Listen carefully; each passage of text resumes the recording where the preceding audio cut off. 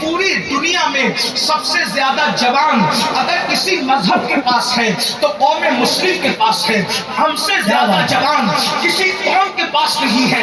اور ایک بات میں آپ کو بتاؤں, دنیا کو پتا ہے جس دن ان جوانوں کو حسن مجتبیٰ کی جوانی کا تقدس مل گیا, جس دن ان جوانوں کو حسین اعظم کی جوانی کا تقدس مل گیا, جس دن ان جوانوں کو خالد بن ولید کی جوانی کا تقدس مل گیا, جس دن ان جوانوں کو حضرت امام قاسم کی جوانی کا تقدس مل گیا, جس دن ان جوانوں کو امام علی اکبر کی جوانی کا تقدس مل گیا, جس دن ان جوانوں کو صلاح الدین ایوبی کی جوانی کا تقدس مل گیا, جس دن ان جوانوں کو طارق بن زیاد کی جوانی کا تقدس مل گیا, تو یاد رکھنا دنیا میں باطل کو قدم رکھنے کے لیے جگہ نہیں ملے گی. اس لیے منظم سازش کے تحت وہ ہمارے جوانوں کو امام حسین کی جوانی ملنے نہیں دینا چاہتے, امام حسن کی جوانی کے قریب جانے نہیں دینا چاہتے, طارق بن زیاد کی جوانی کے قریب جانے نہیں دینا چاہتے.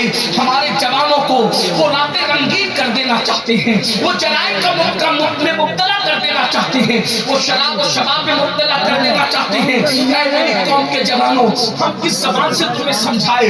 جلسوں میں تم بہت شوق سے آتے ہو, لیکن کتنے جرائم میں مبتلا ہو کر اپنی جوانی کو برباد کر رہے ہو.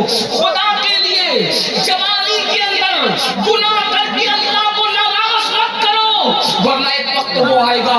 اللہ اکبر. سید الطائفہ حضرت سیدنا جنید بغدادی فرماتے ہیں, جب جوانی میں کوئی پاپ کرتا ہے, جوانی میں کوئی جرم کرتا ہے, جوانی میں کوئی اللہ کی نافرمانی کرتا ہے, تو اللہ رب العزت اس کو اتنا دردناک بڑھاپا دیتا ہے, اتنا ذلیل بڑھاپا دیتا ہے, اتنا رسوا کن بڑھاپا دیتا ہے کہ بڑھاپے میں انسان موت مانگتا ہے, موت کمبل میں منہ چھپا چھپا کے روتا ہے, مگر اس کو موت نہیں آتی. اتنا ذلیل ہوتا ہے جوانی میں پاپ کرنے والا کہ جب وہ بھیک مانگتا ہے تو لوگ اس کو بھیک نہیں دیتے. جن بچوں نے ماں باپ کو لات مار کے گھر سے نکال دیا, میں ان بچوں کی تعریف نہیں کر رہا ہوں, لیکن ذرا غور کرنا, جن کو اولاد نے لات مار کے گھر سے نکالا ہے ان کی جوانی کی اسٹڈی کرو. اللہ اکبر. آج جو مسجد کے سینے پر بیٹھ کر کے بھیک مانگ رہے ہیں ان کی جوانی کی اسٹڈی کرو. آپ کیا سمجھتے ہو؟ قدرت دور نہیں ہے, قدرت بہت قریب ہے, اور میرے اللہ کا اعلان ہے, ان بطش ربک لشدید, تیرے رب کی پکڑ بڑی سخت ہے. جوانی میں زنا کرو گے, جوانی میں لڑکوں کے ساتھ پاپ کرو گے, جوانی میں نشہ کرو گے, جوانی میں عورتوں پر گندی نظر ڈالو گے, جوانی میں مسجدوں کو ویران کرو گے. قدرت اتنا ذلیل بڑھاپا مسلط کرے گی کہ موت مانگو گے تو موت ملے گی. راتوں کو تارے گنتے گنتے گزارو گے. آپ کیا سمجھتے ہو گناہ کو؟ جہاں گناہ ہے وہاں فنا ہے. شیطان نے ہمارے جوانوں کی سوچ کو اغوا کیا, لیکن اس جوانی میں پاپ کرنے سے پہلے سوچو, اگر بڑھاپا ذلیل آیا تو کیا کرو گے؟ اللہ نے بڑھاپے کے اندر لا علاج امراض میں مبتلا کر دیا تو کیا کرو گے؟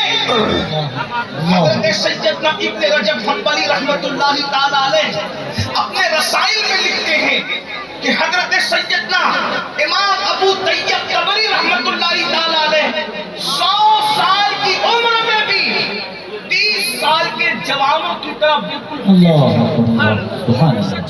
یہ ابن رجب حنبلی کون ہے؟ حضور غوث پاک کے مریدوں کے مرید ہیں, غوث پاک کے دیکھنے والوں کو دیکھا ہے.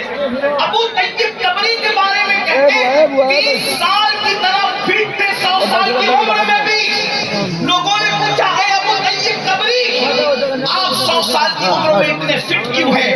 تو ابو طیب طبری فرماتے ہیں میں نے جوانی کو گناہ سے بچایا.